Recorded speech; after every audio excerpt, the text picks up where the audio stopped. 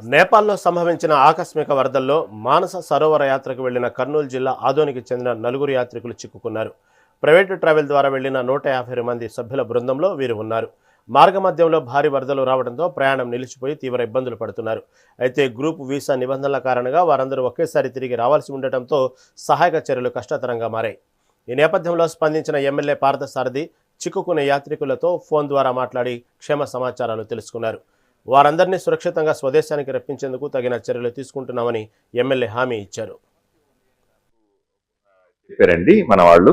అంటే సమస్య అంటే అదే సార్, మేము మానస సరోవరం యాత్రకు వచ్చాము. కైలాష్ మానస సరోవర్కి మేము వచ్చిన రోడ్డు కంప్లీట్లీ కొట్టుకుపోయింది నేపాల్ బార్డర్, టిబెట్ బార్డర్ దగ్గర. ఇప్పుడు వెనక్కి ఎలా వెళ్ళాలి అనేది ఒక క్వశ్చన్.